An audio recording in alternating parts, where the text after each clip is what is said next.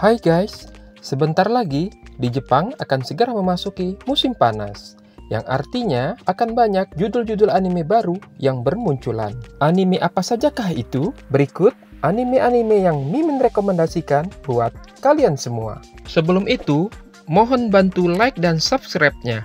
Terima kasih. Yang pertama ada Dandadan Season 2. Season ini akan berlanjut dengan cerita dari Curse House Arc atau Arc Rumah Terkutuk yang berfokus pada Okarun, Momo, dan Jiji yang menghadapi ancaman besar yang tersembunyi di bawah rumah Jiji. Season 2 ini juga akan mengadaptasi Arc Evil Eyes, di mana di sini akan berfokus pada Jiji yang belum bisa mengontrol kekuatan dari Evil Eye yang berusaha mengambil alih tubuhnya. Anime ini masih akan digarap oleh studio yang sama, yaitu Science Saru.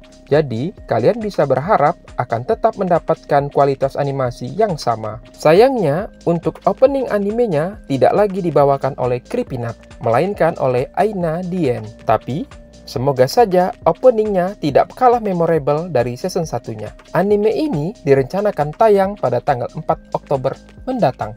Anime summer yang kedua adalah Kaiju Number 8 Season 2. Untuk season 2 ini, Mimin belum mendapat informasi resmi tentang arc mana yang akan diadaptasi.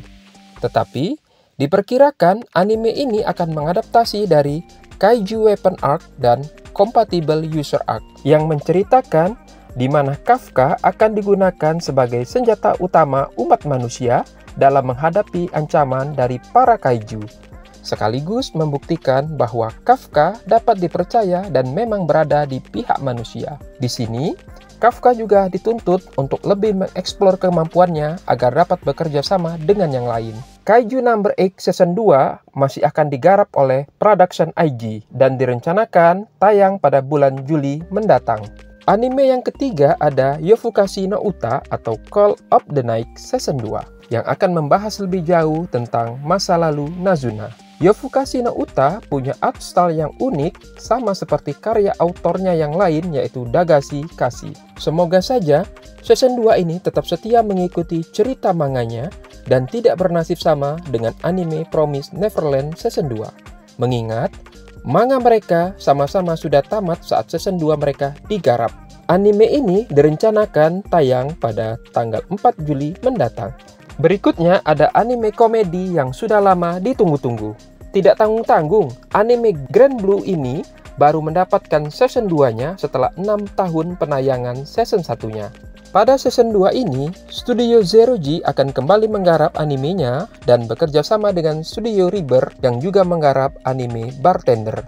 Di season 2 ini akan banyak bermunculan karakter baru dan diantaranya yang paling Mimin antisipasi adalah Kitahara Shion, adik dari Iori yang punya brother kompleks tingkat akut, dan Busujima Sakuraku yang bakal punya interaksi yang lucu dengan Iori. Opening season 2-nya akan kembali dibawakan oleh Shonan no Kaze yang lagu di season 1-nya sangat pas dengan tema animenya. Anime ini akan ditayangkan pada tanggal 7 Juli mendatang. Anime kelima ada Gachia Kuta, anime pendatang baru yang sangat hype dan dinantikan oleh penggemar manganya. Anime ini berkisah tentang Rudo, seorang remaja yang dijatuhi hukuman, dibuang ke dalam jurang yang disebut Abyss karena dituduh telah membunuh ayahnya. Siapa sangka Abyss tersebut merupakan batas antara dunia Rudo dan dunia yang lain. Semua yang dibuang ke dalam Abyss akan masuk ke dunia lain tersebut, termasuk Rudo sendiri. Permasalahannya, walaupun Rudo bisa menyeberang masuk, namun ia tidak bisa menyeberang kembali. Anime ini digarap oleh Studio Bones dan akan tayang pada bulan Juli mendatang. Berikutnya ada anime horor Hikaru ga Shindanatsu yang menceritakan tentang dua sahabat baik yaitu Yoshiki dan Hikaru yang selalu menghabiskan waktu berdua di mana saja. Suatu hari, Yoshiki menyadari perubahan pada perilaku Hikaru sejak suatu kejadian di musim panas yang harusnya membuat Hikaru sudah meninggal dunia. Setiap kali Yoshiki membahas masalah ini, Hikaru akan berubah dan mengancam akan membunuh Yoshiki. Anime ini akan digarap oleh studio Saigame Picture yang juga terlibat dalam pembuatan Shingeki no Bahamut bersama MAPPA. Anime yang ketujuh ada Dr. Stone Science Future Part 2 yang merupakan sesi terakhir dari anime Dr. Stone yang dibagi dalam 3 part. Pada part 2 ini akan berfokus pada usaha Senku dalam membangun kembali peradaban global manusia dan upaya Senku dan kawan-kawan dalam pengembangan teknologi dan menuju luar angkasa. Dr. Stone Science Future Part 2 ini masih tetap digarap oleh Studio TMS dengan konsistensi animasinya. Anime berikutnya ada Mizu Zokusei no Mahotsukai, yaitu anime baru yang diadaptasi dari light novel menceritakan tentang Ryo, seorang pria yang bereinkarnasi ke dunia fantasi dengan nama Pi. Di sana, ia menemukan bahwa dirinya bisa menggunakan sihir air. Ryo yang bertekad untuk hidup dengan santai dan sesuai kehendak dirinya, malah terlibat dalam pertualangan yang akan mengubah hidupnya, hingga kemudian ia dikenal sebagai penyihir air terkuat yang pernah ada. Dari video trailernya, anime ini punya art dan animasi yang bagus dan layak untuk masuk dalam watching list. Anime ini akan tayang pada bulan Juli mendatang. Terakhir ada Busamen Gachi Fighter, yang tokoh utamanya seperti Ugly Bastard dalam anime hentai. Mimin sempat skeptis melihat karakter MC-nya, namun setelah melihat studio yang menggarapnya adalah White Fox, yang banyak melahirkan animasi populer seperti Steins Gate, Re:Zero, Akame ga Kill, Hataraku Mausama, sampai Goblin Slayer, rasanya tidak adil jika kita menilai anime ini hanya dari desain MC-nya.